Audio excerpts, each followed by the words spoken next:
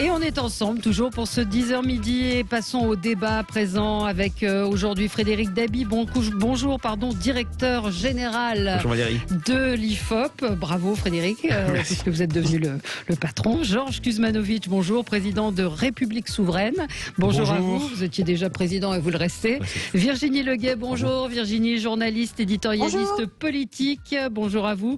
Pascal Bataille, animateur, producteur et chef d'entreprise. Évidemment, une actualité tragique avec ce qui s'est passé à Avignon, ce policier abattu par un délinquant qui, alors qu'ils étaient en intervention. On se repose la question qu'on se posait déjà hier et on continue. Est-ce qu'on a perdu face aux trafiquants? Aujourd'hui, il y a une très très forte émotion face à la mort de ce policier.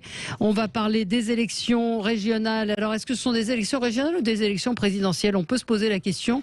Et ce matin, Sophie de Menton a tweeté: est-ce que les ministres n'ont pas autre chose à faire que d'être candidats, puisqu'il y en a de plus en plus qui songent à se présenter. Et puis la France Insoumise qui propose une taxe exceptionnelle pour les profiteurs de crise.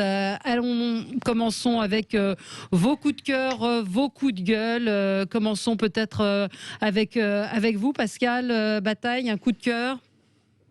Oui, coup de cœur pour la décision des États-Unis et Biden ne cesse de me réjouir ces temps-ci. Ils ont annoncé hier, donc les États-Unis, qu'ils étaient favorables à la levée des brevets sur les vaccins. Évidemment, comme d'habitude, Macron est totalement à contretemps et à contresens sur ce dossier, comme sur bien d'autres. La France s'est déclarée à voter contre il y a quelque temps déjà et persiste dans cette position qu'on pourra peut-être et malheureusement un jour assimilé à un crime contre l'humanité. Mais voilà, au moins, en tout cas, l'exemple des États-Unis, me semble extrêmement positif parce qu'il fera peut-être contagion, boule de neige, il faut l'espérer en tout cas. Ça a été salué par l'OMS derrière, et on peut espérer peut-être que ça fasse un peu bouger des lignes sur ce dossier. Oui, mais espérons que ça, effectivement, la levée des dossiers, la levée des brevets résoudrait un certain nombre de problèmes. Georges Kuzmanovic, votre coup de cœur ou coup de gueule est en lien avec ce que vient de dire Pascal. Eh bien, exactement, c'est en lien avec Pascal et je suis tout à fait d'accord avec ce que vient de dire Pascal. Moi, c'était un coup de gueule qui est le pendant au coup de cœur par rapport à Joe Biden, c'est le coup de gueule sur les laboratoires pharmaceutiques qui, eux, freinent des cas de fer et surtout font feu de tout bois de leurs avocats internationaux et de leurs lobbyistes pour bien évidemment ne pas lever ces brevets et faire un maximum de bénéfices de facto sur le dos des citoyens. Mais il faut bien comprendre que là, il ne s'agit pas juste d'un conflit. Est-ce que c'est le droit privé d'une entreprise et ce qui peut se discuter en temps normal? On est en temps de guerre, c'est comme l'a rappelé monsieur le président Emmanuel Macron en Saint-Jean-Clémenceau. Nous sommes dans une situation de pandémie mondiale. Et le problème, c'est que si les gens, les citoyens, les humains sur la planète ne sont pas vaccinés assez rapidement, on est face à un virus qui mute considérablement et de se retrouver avec des variants sur lesquels les vaccins ne seront plus opérants. Et donc de faire rebelote à l'infini. Donc je ne sais pas si ce sera un crime contre l'humanité, mais ce sera déjà un crime sévère contre l'économie, parce que ça veut dire préserver quelques profits. Pour quel coût global? Parce qu'on voyait l'état de notre économie, le désespoir des Français et de bien des citoyens dans le monde face à cette pandémie. Donc il faut libérer les brevets. Et moi et République Souveraine, nous sommes pour la création d'un pôle du médicament national français qui fasse concurrence aux Big Pharma, aux industriels, et produise des brevets détenus par la nation, et en cas de besoin, que nous soyons capables de produire des vaccins et des médicaments. Je ne comprends pas, parce qu'on n'a pas été foutu de faire des vaccins. Justement, on n'est pas foutu, mais il faudrait le faire. Il faudrait qu'on ait un pôle du médicament, ça n'existe pas. Oui, mais Sanofi, Pasteur, ils ont travaillé dessus, ils n'ont pas réussi. Donc qu'est-ce que ça changerait d'avoir un machin de plus Sanofi travaille. Non, c'est pas un machin de plus. Ils ont réussi aux États-Unis, parce qu'il faut quand même rappeler que Biden agit très bien, mais Trump, lui, a quand même financé massivement ces laboratoires, ce que nous n'avons pas fait. Oui, bien sûr. Donc c'est la manière américaine de le faire. Notre manière, ce serait d'avoir, je pense, un pôle du médicament qui développe nos propres brevets, nos propres vaccins pour nous protéger. Qu'est-ce que vous en pensez, les uns et les autres, Pascal, vous qui étiez sur ce sujet-là? On vous entend pas. Alors Virginie, non. Virginie. Non, on a un problème de liaison. Ouais. Non, j'ai pas d'avis particulier là-dessus, mais c'est vrai que quand on a vu à quel point le Covid a accéléré, a été un catalyseur de tendance à l'œuvre, c'est vrai que le Made in France, la relocalisation des productions stratégiques, c'est une vraie attente. C'est vrai que on a publié notre enquête en début de semaine sur l'image de la France à un an d'élection présidentielle. La première représentation, c'est la France qui est en déclin. Et quand on interroge plus qualitativement les Français, l'affaire du vaccin, notre incapacité, alors qu'on s'appelle Pasteur, qu'on s'appelle Sanofi, de développer un vaccin a beaucoup fait sur ce sentiment d'une France qui tombait. Donc votre proposition, je ne pourrais pas... Et les respirateurs. Oui, tout à fait. Ça crée une sorte de récit d'une France, d'un décalage entre le « nous sommes en guerre » et un juin 40 sanitaire que le pays a connu, avec ses soignants mal équipés, ses hôpitaux vétustes et cette incapacité même à produire du paracétamol. Je n'ai pas d'avis particulier, mais ça a beaucoup joué sur ces représentations assez terribles à 9 mois d'un scrutin où traditionnellement on célèbre la France et on dit que la France n'est pas le problème, mais la France est la solution. Oui. Virginie ? Est-ce que vous m'entendez mieux ? Oui, on vous entend, absolument. Alors, je voulais revenir sur ce qui a été dit tout à l'heure sur Joe Biden et que je partage totalement. Ce nouveau président qui avait été présenté pendant la campagne présidentielle comme vieux, fatigué, extrêmement lent à la décision, s'avère être un excellent président qui, effectivement, montre qu'il est moderne, rapide, qu'il réagit très vite. Et on n'est jamais à l'abri d'une bonne surprise. Et je souligne la différence non seulement d'âge et de génération entre notre président qui a peut-être quasiment 40 ans de moins que lui et Joe Biden. Joe Biden semble un président moderne, là où Emmanuel Macron ne cesse de nous surprendre par j'allais dire, la vieillerie de ses décisions, notamment sur l'histoire des vaccins.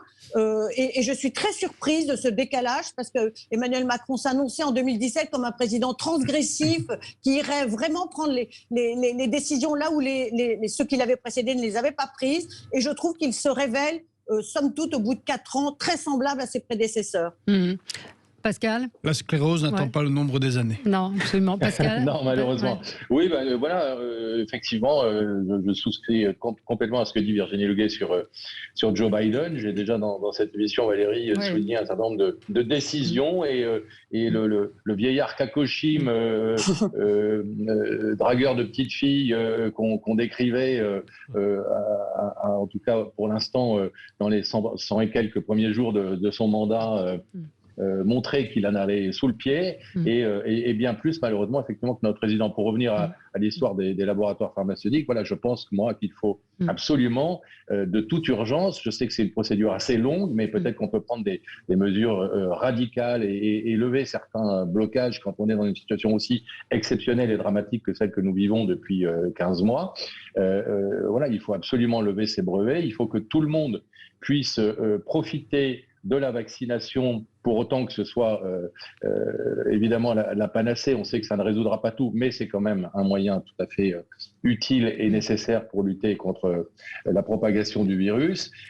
C'est, comme le disait Georges, non seulement une action humaniste et humanitaire, mais c'est aussi une action très civiquement nécessaire pour nous, pour nos économies. Donc, parce que ça ne sert à rien de se vacciner, nous, si le virus continue de se propager dans des pays moins favorisés qui n'ont pas les moyens de payer les vaccins. Ouais. Donc, voilà, c'est une décision d'urgence. Il est infiniment déplorable que, encore une fois, sur ce sujet-là, la France soit à contresens et que Macron n'ait rien compris. Allez, on marque une petite pause et on se retrouve dans un instant. Un auditeur me dit oui, il y avait un truc qui s'appelle l'IHU à Marseille, qui était supposé travailler sur l'infectiologie. Il y avait l'Institut Pasteur qui aurait dû sortir des choses. Mais on a même fait un vaccin à Saint-Herblain. Ouais. On a fait un vaccin. Mais comme ce n'est pas validé par l'Union européenne, ce sont les Britanniques qui ont acheté 60 millions de doses. On est vraiment chez les fous, en fait. Allez, on se retrouve dans un instant. À tout de suite. Avec vous sur Sud Radio, on est ensemble jusqu'à midi avec aujourd'hui Pascal Bataille, animateur, producteur, chef d'entreprise, Virginie Leguet, journaliste, éditorialiste politique, Georges Kuzmanovic, président de République Souveraine, et Frédéric Dabi, directeur général adjoint de l'IFOP. On va revenir sur les élections régionales avec donc de plus en plus de ministres qui veulent s'engager s'engager. Dernière en date, Éric Dupond-Moretti qui songe à se présenter dans les Hauts-de-France. Faut-il une taxe exceptionnelle sur les profiteurs de crise? C'est ce que demande la République. Non, LFI, la France Insoumise, ils ne sont pas encore République. Et évidemment, on va revenir... Pardon ? Ils sont 6e République. Voilà, on va revenir évidemment sur ce qui s'est passé à Avignon, ce délinquant qui a abattu un policier qui tentait de l'interpeller lors d'une intervention pour essayer d'arrêter ces trafiquants de drogue. C'est un véritable fléau. Je voyais ce matin un reportage où on nous parlait de Montpellier, où le président de la République était allé en fanfare sur un point de deal. Le point de deal, il a bougé de 10 mètres. Enfin bref, on va y revenir. On continue notre tour de table. Je voudrais juste répondre à nos auditeurs qui disent « Ouais, les Seychelles, ils reconfinent alors que la population est vaccinée ». Visiblement, la question, ce qui serait en cause, ce serait le vaccin chinois. Ils ont tous été vaccinés avec le vaccin Sinopharm. Et visiblement, il y a aussi la question d'un variant potentiel. Donc on n'en sait pas tellement plus. Mais moi, je reste sur mon exemple d'Israël qui, pour l'instant, continue de bien fonctionner. Frédéric, coup de projecteur. Oui, coup de projecteur sur un peu de publicité maison pour une enquête IFOP dévoilée hier pour le MEDEF sur les territoires et la cohésion territoriale en France. Alors, à moins d'un an d'élection présidentielle, c'est toujours intéressant de voir que la question des inégalités territoriales va être au centre de la prochaine campagne. 80% des Français ont le sentiment que la France est un pays qui recouvre des inégalités au sein de ses territoire avec une sorte de mutation. Pendant longtemps, les inégalités étaient concentrées pour les Français en banlieue. Maintenant, ces inégalités, cette France DDC, cette France à deux vitesses, c'est plus des communes rurales. Ce n'est pas rien, hein. Valérie, c'est 24% des Français qui habitent en communes rurales, même si une enquête récente de l'IFOP pour les familles rurales a montré qu'il y avait des ruralités. Il y a des ruralités qui vont très bien et d'autres qui sont en plus grande difficulté. Ce qui est intéressant aussi, c'est de noter que ces inégalités territoriales, on a le sentiment qu'elles augmentent très très fortement, malgré toutes les mesures qui ont été mises en place ces dernières années. Mais aussi, les Français sont assez en même temps. On a un attachement énorme vis-à-vis de son propre territoire. Il est jugé à 70% comme un territoire attractif.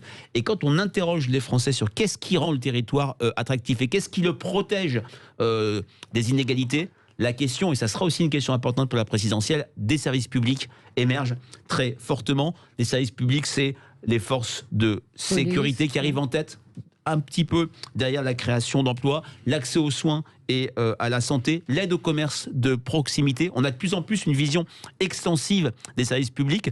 Ce n'est plus clivé gauche-droite. C'est vraiment terminé l'image de la droite qui disait les services publics c'est inutile, les fonctionnaires sont des fainéants, c'est absolument terminé. Et deux, c'est l'idée que même un commerce, un distributeur automatique de billets bancaires, c'est vu comme un service public car c'est un service au public. Et les reculs des services publics, c'est vu comme un recul de l'État et un désengagement de l'État. Ça sera intéressant, je pense, dans la prochaine campagne à venir. Et quand on interroge les Français sur qui va favoriser le plus la lutte contre les inégalités dans ces différents territoires, sans surprise, mais ça va mieux en l'objectivant, le maire arrive très nettement en tête, 40 points d'avance devant le gouvernement. Mais des inégalités territoriales qui se creusent et puis des services publics qui disparaissent quand on a de la famille dans les régions. Vous qui vivez auditeur de Sud Radio, on voit bien que trouver un médecin relève parfois du parcours du combattant, que les épiceries disparaissent. Enfin, retirer de l'argent dans un distributeur automatique de billets, parfois il y a 30 km à faire. Absolument. Virginie, vous n'aimez pas votre... voilà. C'est exactement... si je peux revenir sur ce que vient de dire Frédéric, c'est exactement ce que sont venus crier et clamer les Gilets jaunes pendant des mois, tout au long des samedis où ils venaient, parfois d'ailleurs pour la première fois à Paris. Ils disaient que non seulement les services de l'État n'étaient plus présents, mais qu'ils se sentaient totalement abandonnés. Et ils témoignaient de cette France à deux vitesses qui ne cesse de se creuser entre la première et la deuxième ou la troisième ou la quatrième vitesse.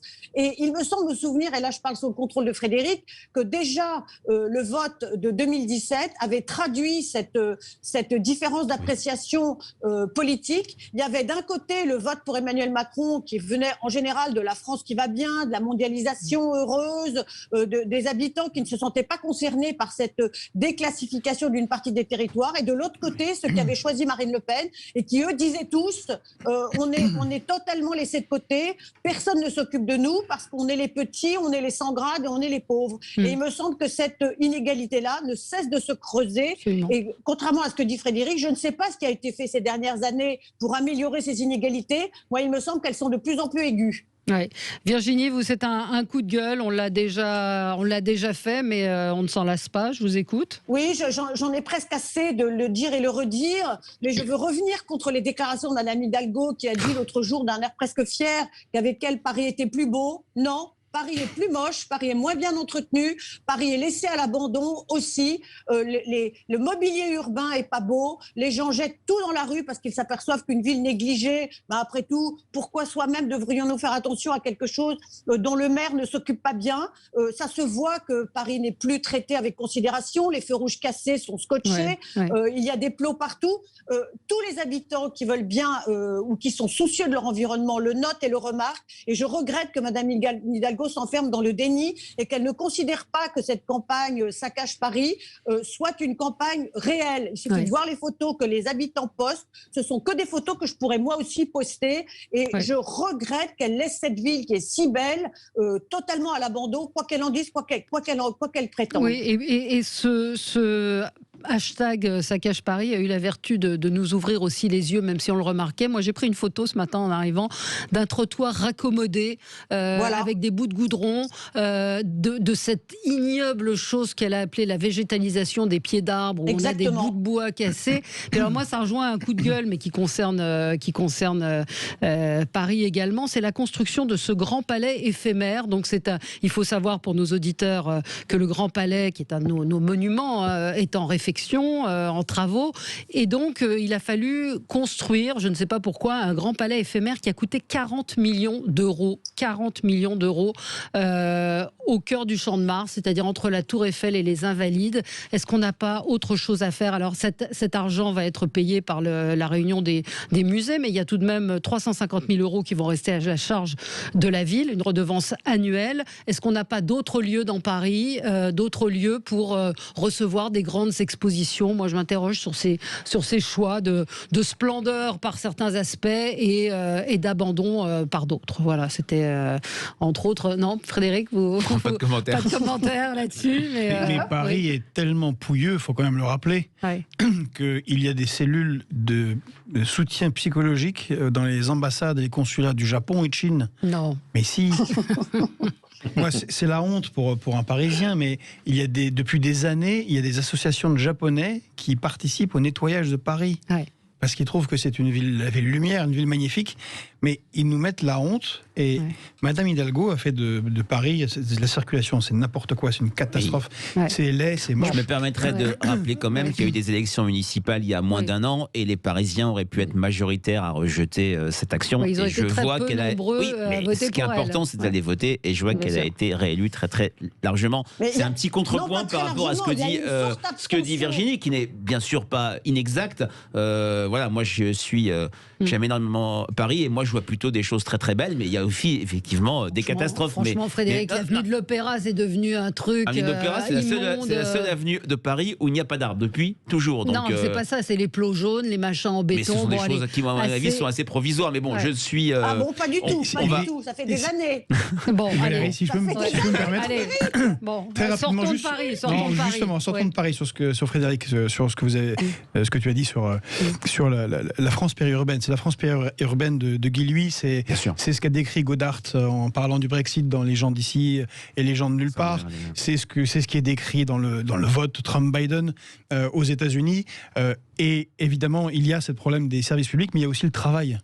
Et il faut se rendre compte que la désindustrialisation touche les gens d'ici, et il y a des villes qui sont ravagées du seul fait qu'une usine de 300, 400, 500 000 personnes ferme. Bridgestone, à Béthune, comment ça va se passer pour la belle ville de Béthune, qui est une très belle ville. J'espère qu'on sera d'accord là-dessus. Oui, absolument. Donc il faut réindustrialiser notre pays. Un coup de gueule d'un de nos auditeurs, une fois n'est pas coutume, c'est à propos de la Colombie. Personne ne parle de la Colombie. Or, en ce moment, il y a des manifestations extrêmement violentes, une répression qui est meurtrière meurtrière. Il y a eu plus de 25 morts ces derniers jours et le président mate cette rébellion par la répression, par une répression qui est absolument épouvantable. 850 blessés et c'est vrai que on s'intéresse pas à grand chose. Et pareil pour la Birmanie, je le rappelle souvent, la Birmanie on n'en parle pas.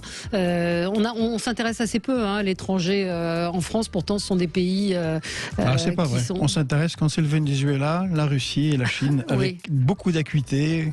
Oui, ce qui est très bien. Mais ce sont des pays. C'est très bien, mais la Colombie est attachée à côté du Venezuela. Et quand il y avait des problèmes au Venezuela, que les gens partaient en Colombie, c'était la Colombie accueille. Puis maintenant, on n'en parle plus. C'est le précaré des États-Unis. Allez voir ce qui s'y passe. Allez voir aussi en Birmanie où des gens sont emprisonnés pour avoir manifesté.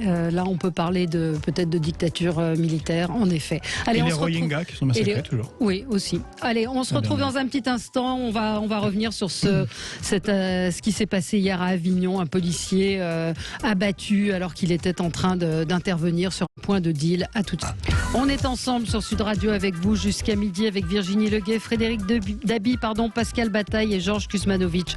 Hier en fin de journée à Avignon, un policier envoyé avec son équipage sur les lieux d'un attroupement autour d'un point de deal a été tué par balle par l'un de ces délinquants. Les autres policiers présents ont riposté, ils ne l'ont pas interpellé. Ce matin, un homme a été arrêté.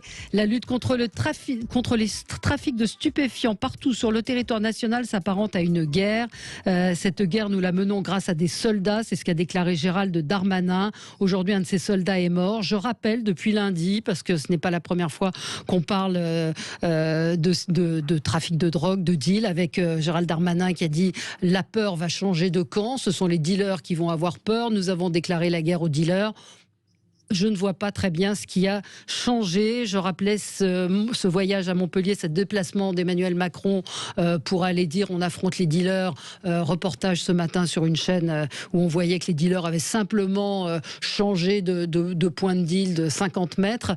Que peut-on faire et jusqu'où on va accepter cette... Peut-être un mot, Frédéric, sur ce qui est de l'insécurité dans vos études. Oui, notre enquête récente IFOP fiduciale pour Sud Radio qui montre que l'insécurité, la délinquance s'installe comme l'une des thématiques principales de l'élection présidentielle. Vous vous souvenez que fin août, on avait posé notre enquête annuelle sur les priorités des Français. La délinquance après cet été meurtrier avait gagné 26 points. Ça n'arrive jamais que 6 mois à l'autre, on ait une telle progression. Ce qui m'avait marqué, c'était d'une part que le clivage gauche-droite était toujours là, mais il s'était beaucoup réduit. Il n'y a que sur les sympathisants RN et LR qui sont absolument en fusion sur cette question. Deuxièmement, et ça fait le lien avec notre débat, quand on interrogeait les Français sur comment résoudre les questions en termes de délinquance, ils étaient moins sur une logique quantitative, c'est-à-dire augmenter les forces de l'ordre, mais plus sur la question de l'insuffisance réponse pénale. Et c'est vrai que cette pré-campagne présidentielle, qui est sur une logique papivoise, on va avoir un fait divers par jour. Voilà, ça, c'est mais qui est réel, il n'est pas inventé ce fait divers. Je n'ai absolument pas dit. J'ai dit ça va être sur une campagne papivoise, c'est-à-dire que c'est ce qui s'est passé également en 2002 où la sécurité était devenue le premier enjeu de la campagne. Ça va être le sujet central et c'est le sujet sur lequel les Français ont le sentiment que les tweets ne suffisent plus, qu'il y a un décalage entre les mots et la réalité. Et là, l'impuissance du politique, du pouvoir, mais également des oppositions qui sont jugées aussi peu crédibles et absolument patentes. Et tout ça, l'impuissance politique, ça fabrique de l'abstention. Oui. Virginie ? Ça fabrique de l'abstention et de la colère. De la colère, oui. Et moi, je crains énormément que ce qui s'est passé à Avignon et qui, je le rappelle, succède à énormément d'événements extrêmement rapprochés depuis quelques semaines concernant les policiers, la façon dont ils sont accueillis dans certains endroits, tabassés, les pièges qu'on leur tend. Je ne sais pas, rappelons-nous, Herblay, Sarcelles, Champigny et récemment Rambouillet. Je crains que l'accumulation de ce qui est bien plus grave même que des faits divers, parce que je rappelle que ce qui s'est passé à Avignon était une simple opération policière et que le dealer, parce que je crois que c'en est un, a simplement sorti son arme, tiré sur le policier et est parti en trottinette comme si de rien n'était. Et là, il y a quand même un tournant qui est franchi. C'est-à-dire que maintenant, les dealers, qui probablement d'ailleurs ont été formés depuis des années, et même s'ils sont encore jeunes, sont extrêmement endurcis et aguerris, se promènent avec des armes dans leur poche, tuent des policiers comme si de rien n'était et repartent comme si de rien n'était. Et moi, j'entendais ce matin un policier dire « Eh ben, nous ne cessons d'enterrer les nôtres ». Et je crois que les Français qui assistent à tout ça, et qui parfois en sont d'ailleurs les victimes, dans leur ville, dans leurs proches, dans leur famille, à un an de la présidentielle, je trouve ça extrêmement dangereux de voir le décalage entre ce qu'a fait la classe politique d'hier, mais ce que fait la classe politique d'aujourd'hui. Je rappelle que ce matin, Emmanuel Macron était en train d'inaugurer un vaccinodrome, ce qui me paraît éloigné des préoccupations des Français malgré tout quand même aujourd'hui. Et je crois que le décalage entre cet exécutif-là, qui finalement ne s'est pas vraiment emparé du sujet, sauf récemment, et a passé tout le début du quinquennat à ne jurer que par l'économie, les résultats économiques, et puis très vite il a été rattrapé par la réalité. Mais je crains que le manque d'énergie qu'il a à régler ces questions ne provoque une présidentielle sous tension et des votes extrêmement durs. Oui. Je voulais juste préciser quelque chose. Tout petit mot, j'entends très bien ce que dit Virginie, et c'est vrai que le terme de fait divers n'est pas tout à fait je dirais, propre. Puisque ce qui a frappé les Français durant cet été meurtrier, et ça continue aujourd'hui, c'est que les victimes de ces actes de délinquance sont les Français de tous les jours et les personnes dépositaires de l'autorité de l'État. Les policiers, ce pauvre chauffeur de bus à Bayonne au mois de juillet dernier, le maire de Signes, je crois que c'était dans le Var. Voilà, c'est ça qui aussi frappe fortement l'opinion, qui émeut et qui réactive cette idée d'impuissance de l'État. Pascal Bataille.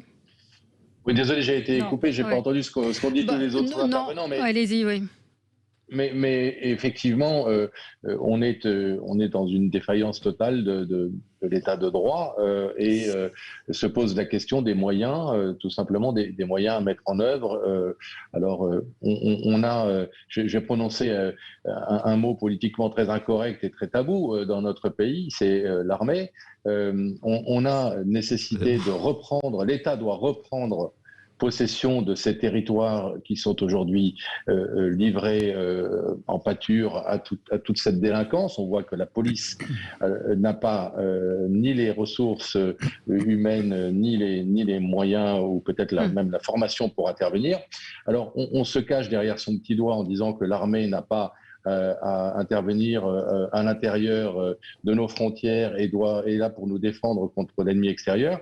Que je sache, on fait appel à l'armée pour lutter contre le terrorisme qui, on le sait bien, vient à 80 ou 75% de gens qui sont des Français et qui sont donc des ennemis de l'intérieur. Donc pourquoi effectivement on continue à se masquer derrière ce tabou de l'armée pour que l'État reprenne possession de ces territoires et qu'ensuite on puisse refaire fonctionner normalement la République partout sur le territoire français, avec une police qui ferait ensuite son travail comme elle le doit et comme elle le pourrait. Oui, et alors je vais vous faire écouter un extrait du journal de Radio-Québec hier. C'est Gilles Gansman qui nous l'a fait écouter ce matin dans le zapping. Les policiers au Québec ont décidé de ne plus intervenir sur des gens racisés, ça veut dire sur des gens en noir ou qui ne sont pas blancs. Écoutez ce qu'ils disent. Être policier en 2021, c'est être constamment sous la loupe. Je vais vous dire bien franchement, j'en arrête plus des gens racisés. On a peur de se faire accuser de profilage racial. Il n'y a personne qui veut briser sa carrière pour une intervention. C'est rendu difficile. On a beau vouloir travailler puis faire la job qu'on nous a appris à faire, mais on n'est plus capable de la faire comme on le devrait. Ce qu'il raconte, c'est le phénomène du désengagement policier, surnommé dépolicing aux États-Unis, qui gagnerait la police de Montréal. Une forme de refus du policier de remplir son devoir envers la population dans certaines situations. Voilà, donc là, ça partait sur la question des racisés, mais ça va plus loin. C'est-à-dire qu'ils je parlais pas de... Je parlais absolument pas de j'ai bien culture, de population, de couleur de peau. J'ai bien compris, sauf qu'on peut l'étendre et visiblement le reportage se termine par dans certaines situations et on comprendre que les policiers n'ont pas forcément envie d'aller au casse-pipe quand on voit ce qui s'est passé hier. Georges, vous vouliez réagir à ce que disait Pascal Bataille, je vous ai vu faire non quand il parlait de l'armée. Je voulais réagir à d'autres. À ça, je vais le faire. Moi, d'abord, je pense qu'on est tous en soutien aux policiers, à la famille du policier et à ses proches. C'est sûr que ça ne va pas calmer la colère policière qui était déjà très forte avant la crise de la Covid. On n'a pas répondu à leurs demandes, à leurs problèmes. Non seulement certains sont tués, mais beaucoup se suicident. Il faut le rappeler que c'est une profession où malheureusement il y a énormément de suicides. Et ça montre bien l'état de déliquescence du pays. C'est les infirmiers, c'est les soignants, c'est les policiers, ce sont les paysans, les agriculteurs, toutes ces catégories sociales qui se suicident. C'est un très mauvais signe sur l'état de notre pays. Alors moi, je pense qu'il faudrait être et de gauche et de droite sur cette question et cesser de se renvoyer la balle. Oui. C'est-à-dire qu'il y a une réponse de gauche qui est il faut des services publics, il faut qu'il y ait une école républicaine, il faut qu'il y ait des services publics pour récupérer les quartiers, et il faut aussi une réponse de droite qui est plus classiquement celle de la sécurité et de la répression. Mais cela implique, comme vous l'avez dit Frédéric, que la justice fasse son travail, et malheureusement la justice ne fait pas son travail parce qu'elle n'a pas envie de faire son travail, parce qu'elle n'a pas de moyens. La justice est financée 2 fois moins qu'en Allemagne. Même s'il y a quand même 8% de plus au budget de la justice. On est toujours 2 fois moins qu'en Allemagne. On n'a pas assez de juges, on n'a pas assez de prisons, on n'a pas assez de greffiers, et donc les juges se retrouvent avec des dossiers et renvoient toute une série de jeunes en particulier sortent, ils font 10-20 crimes avant de commencer à être sanctionnés. Qu'est-ce que vous voulez que ça fasse comme effet sur ne pas sanctionner à l'école, pas sanctionner à la maison, pas sanctionner par la justice? Bon, à un moment donné, on ne prend pas au sérieux le pays dans lequel on est. Et pour répondre à Pascal, il doit y avoir une séparation nette. C'est une doctrine très ancienne entre l'armée qui s'occupe des affaires extérieures et la police. On a les moyens en France avec nos services de police, notre gendarmerie et la justice, si on a la volonté politique de régler ces problèmes. Mais le problème, c'est le manque de volonté politique. Et quand on regarde aux États-Unis, ce qui se passe, ou d'impuissance. De volonté politique. Regardez ce qui se passe aux États-Unis. Aux États-Unis, on a une police militarisée. On a l'intervention régulière de l'armée, la garde nationale, dans des émeutes qui tournent à des scènes de guérilla civile, à Détroit, à Watts, à Los Angeles, tous les 20 ans, ça arrive aux États-Unis. Et qu'est-ce que ça règle? Rien. Il faut surtout qu'on ne copie pas ni cette société racialiste, ni la manière de le traiter, ni l'usage militaire, ni la militarisation de la police. Ça n'a aucun effet. On y revient dans un instant. On aura Nadia en ligne avec nous. Pardon de vous avoir fait attendre. À tout de suite. Avec vous sur Sud Radio avec Pascal Bataille, Virginie Leguet, Georges Kusmanovic et Frédéric Dabi. On a Nadia en ligne avec nous. Bonjour Nadia. Bonjour. Bonjour, vous vouliez intervenir, on parlait évidemment de ce policier qui a été abattu hier alors qu'il était en intervention autour d'un point de deal, abattu par un délinquant qui s'est enfui avec une trottinette qui a peut-être été interpellé ce matin, on en saura un peu plus. Qu'est-ce que vous vouliez nous dire ? Tout d'abord, bien sûr, c'est horrible d'en arriver là, d'avoir des morts pour certainement des trafics de cannabis. Mais surtout, c'est que les méthodes qui sont employées pour lutter contre le trafic de drogue me semblent totalement archaïques. Il y a des gens comme M. Estrosi qui pratiquent l'expulsion de toute personne impliquée dans les trafics de drogue. Dans ces quartiers qui sont gangrénés par la drogue, et je pense qu'il faut plus aller vers des méthodes comme ça efficaces que d'envoyer des policiers courir après des dealers. Ça me paraît tout à fait moyenâgeux comme méthode. On peut aussi faire de la lutte contre le blanchiment de l'argent. La drogue, apparemment, il y a 2000 milliards qui circulent, qui sont le produit de ces trafics. Je ne comprends pas comment ces 2000 milliards peuvent passer inaperçus. Donc, je trouve qu'au niveau de la politique générale de sécurité, on est vraiment resté dans les années 50. On a aussi, dans le maintien de l'ordre, des pays qui utilisent des drones avec des systèmes où on envoie des marquages sur les personnes qui troublent l'ordre public pour pouvoir les intercepter. Enfin, je trouve qu'on est vraiment Oui, mais c'est ce que disait Georges Kuzmanovic tout à l'heure. C'est la volonté politique, la politique. Exactement. Et puis, oui, non, mais tout à fait. Et pour rajouter à ce que disait Madame, le vrai problème, c'est le traitement de la délinquance, délinquance juvénile. Ouais. Nadia, je pense que ce qu'elle propose, certaines choses sont intéressantes, mais ce qu'il faut faire, c'est avoir, je pense, plus de centres fermés pour les jeunes délinquants. Et que la sanction vienne plus tôt et qu'il y ait une forme de rééducation sociale à vivre en société. Tout à l'heure, on évoquait, Pascal, vous avez réagi, je vous ai passé ce son qui nous vient du Québec avec des policiers qui ne veulent plus intervenir. Vous disiez, moi, je parlais pas de race ni quoi que ce soit. Aujourd'hui, Libération publie une interview d'Assa Traoré. Tant que la France n'assumera pas ce qu'il y a du racisme dans sa police, on tournera en rond. Et la une de Libé hier tire de LBD les images qui accablent la police. La police, c'est pas des policiers, c'est la police. C'est-à-dire qu'il y a aussi un certain nombre de personnes qui aujourd'hui décrédibilisent totalement l'autorité, décrédibilisent totalement la police. Je veux dire, qui est à ça. Oui, mais tant qu'on reste dans le débat entre guillemets philosophique ou politique et que on ne rentre pas vraiment dans le concret, je pense qu'on ne pourra pas avancer. Moi, je souscris à 1000% à ce qu'a dit Georges tout à l'heure. Je suis évidemment d'accord sur le principe de cette doctrine. J'en connais les fondements et les motifs, bien évidemment. Ce que je constate, comme tout le monde, c'est que aujourd'hui, la police, elle n'intervient plus, elle ne peut plus intervenir. C'est même pas qu'elle ne veut plus, c'est qu'elle ne peut plus intervenir quand ils se font attaquer au mortier des voitures de police avec des gens qui sont à peine armés, qui se font attaquer au mortier. Comment voulez-vous effectivement qu'on agisse? Or, bien sûr qu'il faut agir sur l'éducation, bien sûr qu'il faut agir sur la justice, bien sûr qu'il faut agir sur la mixité de ces zones, etc. Mais ça, c'est du préventif, c'est du moyen et long terme, c'est de la remise en forme de la République, de la citoyenneté, du service public, etc. dans ces quartiers. Il n'empêche qu'il y a une urgence, il y a aujourd'hui une infection grave dont souffrent les populations qui habitent ces quartiers, mais dont souffre aussi notre République, parce qu'il n'est pas normal dans un pays comme la France qu'il y ait des endroits où l'état de droit n'est pas respecté.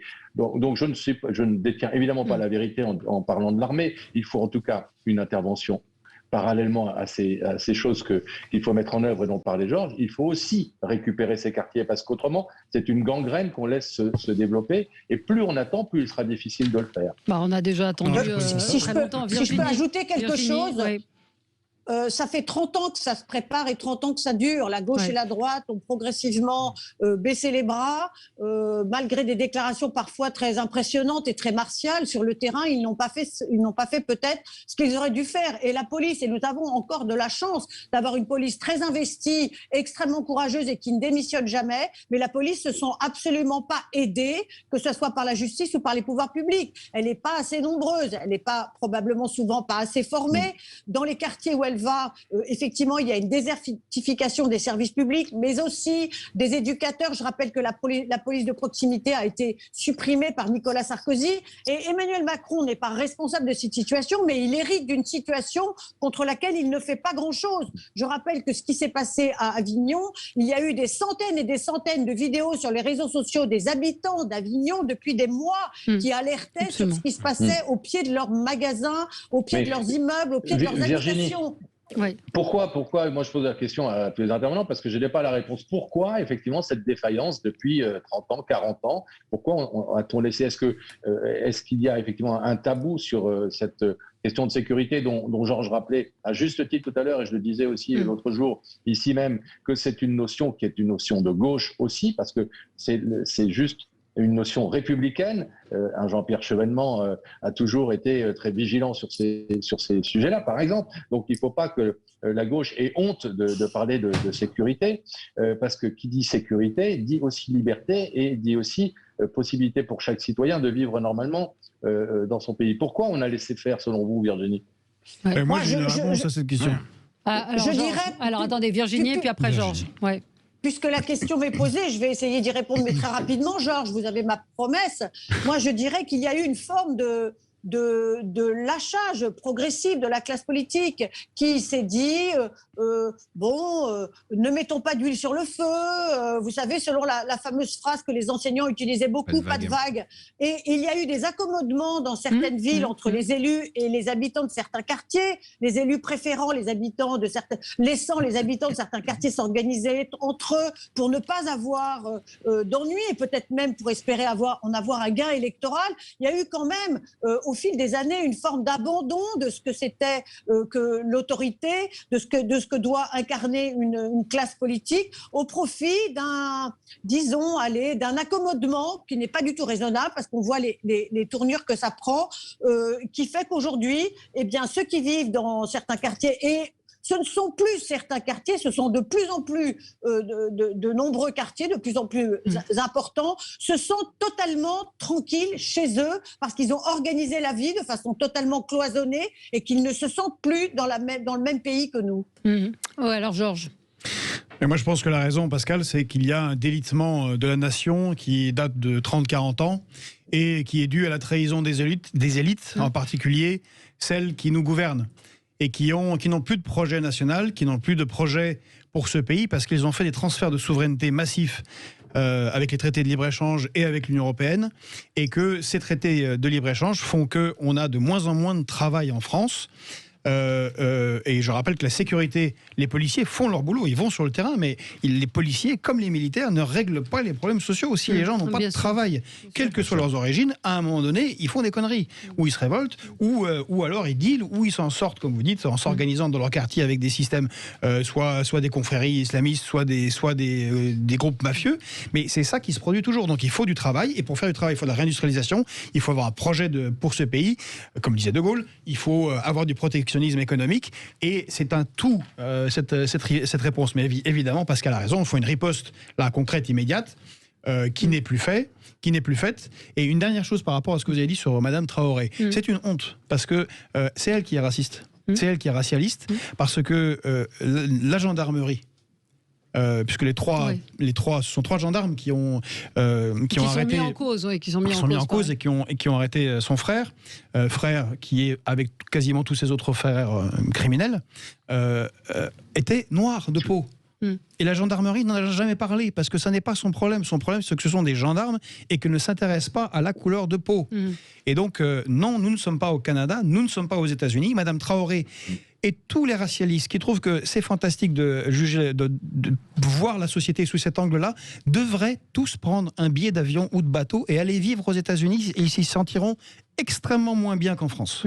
Oui, sachant que cette pensée woke que Georges vient de décrire, il faut bien dire les choses, elle est archi minoritaire en France, sauf dans des segments particuliers, notamment chez les moins de 25 ans. Vous avez vu toute une série d'enquêtes de l'IFOP, notamment celle pour Marianne qu'on avait appelée fracture sociétale, où là, c'est vrai que cette assignation à résidence par la religion, de par la couleur de peau, devient un système de pensée, une manière d'appréhender la réalité en France. Mais en dehors de ces segments, c'est extrêmement marginal. Et quand on demande aux Français si la notion de violence policière est une réalité ou correspond à des faits marginaux, 2 tiers d'entre eux sont sur l'item, cela correspond à des faits marginaux, voire inexistants. Mais là, le gouvernement se retrouve quand même face à une problématique qu'il va falloir...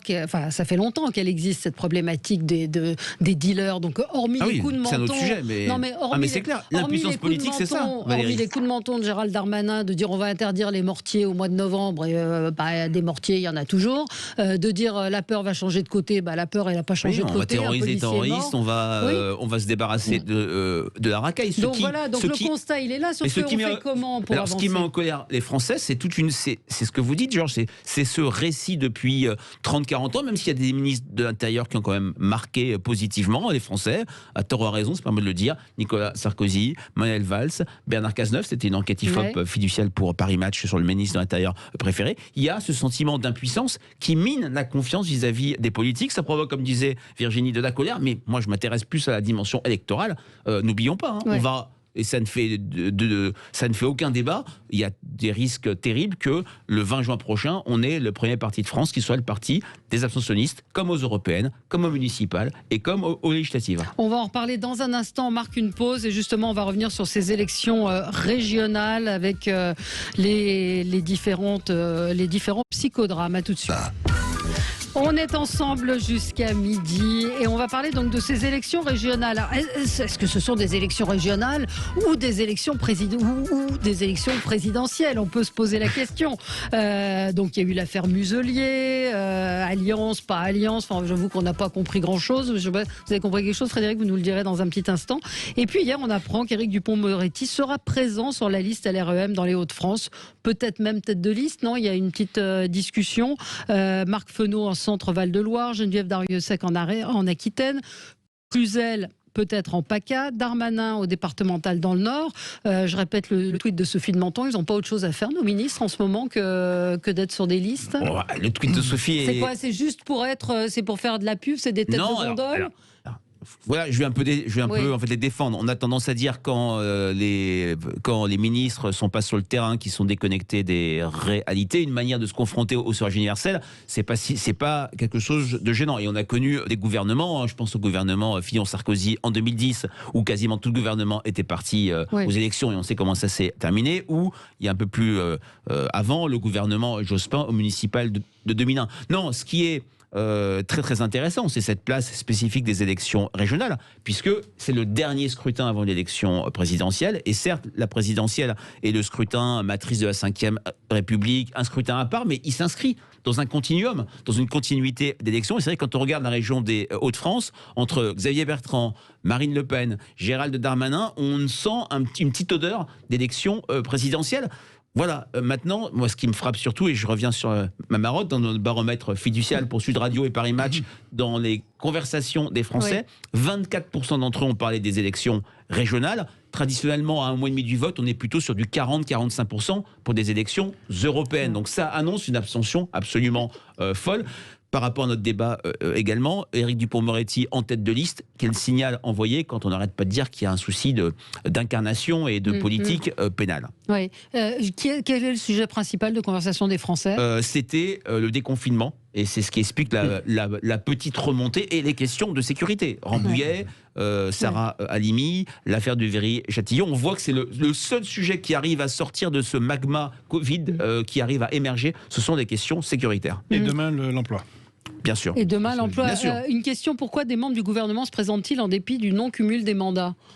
Ceux qui se présentent... Ils ont le droit de se présenter, mais ils ne pourront pas, si Geneviève Darrieussecq gagne la région de Nouvelle-Aquitaine, Marc Fesneau, dans les sondages, est plutôt bien placé, il devra quitter le gouvernement. D'accord, donc c'est une bonne réponse. Virginie Leguet, vous qui êtes une fine observatrice de la politique depuis de nombreuses années, ça vous dit quoi?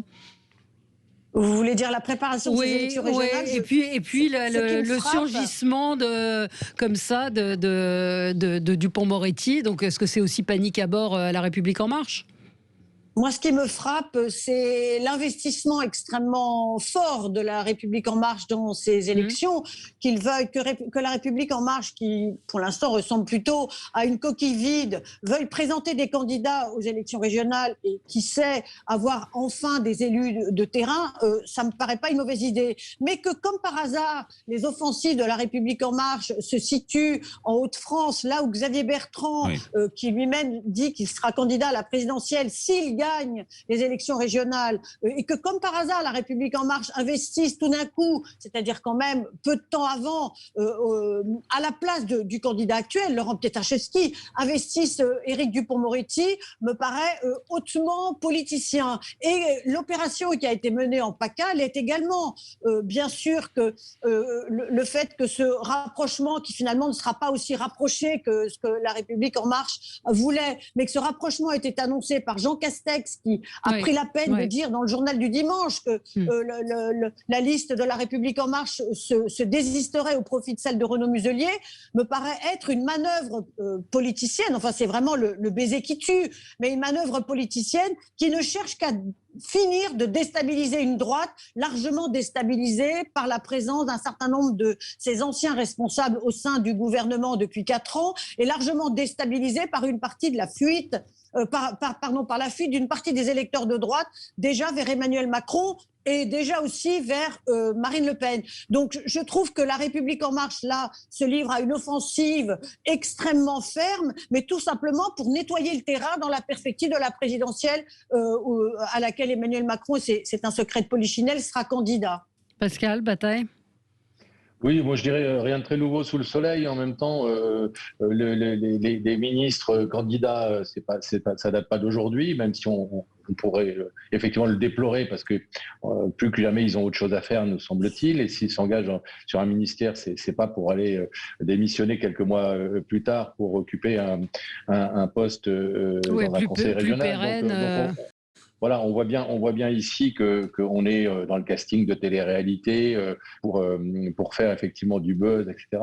Je pense que malheureusement le résultat n'en sera tristement qu'une abstention encore plus importante que d'habitude, parce que les Français sont de moins en moins dupes, pour autant qu'ils l'aient été, que vous tous médias décryptez ça évidemment extrêmement facilement et on se demande même pourquoi les politiques et nos gouvernants continuent de penser qu'ils peuvent faire des petits tours de passe-passe comme ça sans que ce soit décrypté dans la seconde.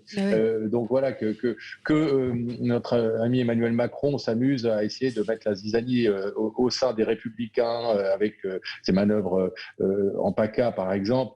C'est pas nouveau. Sarkozy était allé chercher Kouchner, Éric Besson ou Martin Hirsch à l'époque, mais effectivement que ça puisse encore qu'ils puissent encore penser qu'on va marcher dans la combine et que tout le monde va pas effectivement se rendre compte du stratagème et malheureusement s'en désintéresser encore un peu plus de cette politique qui devrait au contraire nous mobiliser et nous mettre tous dans les bureaux de vote pour ces régionales comme pour la présidentielle. Voilà, le résultat, c'est malheureusement une désaffection de plus en plus importante et que les instituts notent aussi, comme le disait Frédéric tout à l'heure. Oui, enfin, on rappelle quand même que la République En Marche voulait faire de la politique autrement, s'affranchir de la politique politicienne et que ce serait, on allait voir ce qu'on allait voir. Alors, ce qu'on voit, c'est exactement la même chose que ce qui s'est passé jusqu'à maintenant. Le nouveau monde. Le nouveau monde ressemble... Allez, je serai un petit peu moins sévère que vous. Qu'est-ce qu'il y a eu depuis ces 30 dernières années, ces 40 dernières années? On va fêter, commémorer, ça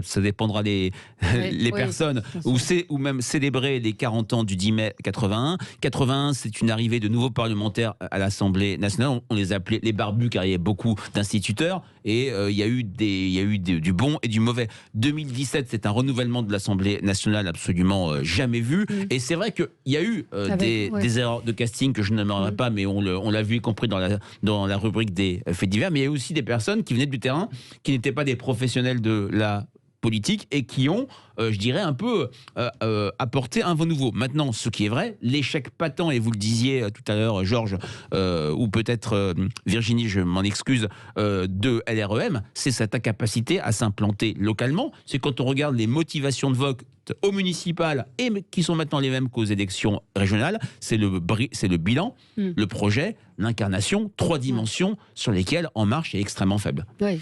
Pour les candidats, pour les ministres candidats, c'est la jurisprudence Buzyn et Le Maire. Madame Buzyn était candidate alors qu'elle a été ministre de la Santé au moment où explosait la crise de la Covid. Bon. Aller être candidate à la mairie de Paris à ce moment-là, c'est tout à fait intéressant comme vision de la responsabilité politique et de l'exécutif. Monsieur Le Maire, lui, alors que nous sommes dans crise totale, qu'aux États-Unis, que ce soit Trump ou Biden, on en est à 7 000 milliards de relance. Et que nous, en Europe, on n'arrive pas, on n'a même pas commencé. Je crois que aucun centime n'est arrivé des 750 milliards, 10 fois moins. Lui, il écrit des romans pendant ce temps. Bon, voilà, ce sont des gens pas très sérieux par rapport aux enjeux et à ce à quoi on fait face. Et puis, c'est ce que dit Frédéric. Enfin, c'est une élection où il n'y aura personne, parce que les gens sont en déconfinement. D'ailleurs, on verra comment ça va se passer dans 5 semaines, parce qu'avec est-ce que le variant indien va monter, est-ce que le brésilien va monter, est-ce qu'on va tenir le coup? Ça se trouve, on ne pourra pas avoir d'élection, ça sera peut-être le même pataquès que pour les municipales, on verra. Ouais. En tout cas, ce qui est intéressant à noter, c'est que ces régionales, on parle de quasiment tout, sauf des prérogatives des régions. Ouais, que les régions s'occupent des lycés, des uns et des autres. Des routes, et tout un tas de choses. Mais là, on parle, par exemple, M. Bardella, en France, en Ile-de-France, c'est M. Bardella, la sécurité. Ce qui n'est pas du tout un sujet de compétence. Les transports à la limite, mais c'est vrai que c'est très léger. C'est très léger, c'est pas... Et donc, ça veut dire... C'est par rapport à la question que vous posiez. C'est bien ça le sujet. C'est que c'est une préparation à l'élection présidentielle et législative, qui sont les élections centrale de sortie de Covid et de lutte contre la crise économique dans laquelle on va être. Alors, info de dernière minute, la vaccination sera ouverte à tous à partir du mercredi 12 mai, si des doses sont disponibles la veille pour le lendemain, annonce Emmanuel Macron. Tout est dans le si. Voilà, si. Tout est dans le si, effectivement, et on a envie de dire, enfin, pas tout ça pour ça, mais ça fait un moment qu'on en parle, le ministre de la Santé et que ça se fait sous le manteau, puisqu'il y a des médecins et ils ont raison de le faire, qui préviennent leur patientèle lorsqu'il leur reste quelques doses sur les bras. Avec une... heureusement, c'est ce qu'ils faisaient en Israël. Bien sûr. Oui, en l'organisant. Oui, il y avait une application en Israël. On parle du trafic, on parlait du trafic de drogue là aussi, c'est une information. La salle de consommation, ce matin, Emmanuel Grégoire, l'adjoint à la mairie de Paris, est en visite dans un centre de crack et un auditeur dit: la salle de consommation d'héroïne et de crack a surtout contribué à faire de Paris le pôle européen des consommateurs de drogue dure, et 50% des usagers sont russophones. Les autorités géorgiennes sont ravies que la France organise et finance leur accueil. Donc c'est... On voit ce qui se passe dans le 19e arrondissement, où des citoyens se mettent à riposter, parce qu'il n'y a pas de décision publique pour riposter contre les dealers. Donc voilà, je pense que les salles de crack, c'est important. Et les policiers disent eux-mêmes... Pardon, les policiers disent eux-mêmes qu'à Stalingrad, des gens viennent de l'Europe régulièrement pour s'approvisionner, tellement c'est facile, tellement c'est simple, tellement c'est une plaque tournante. Absolument. Fait pas de parallèle avec les salles de shoot qui sont importantes aussi, mais il faudrait peut-être qu'elles soient gérées un peu différemment. Voilà, c'est fini. Merci à vous, merci à tous les quatre. On se retrouve demain pour d'autres infos.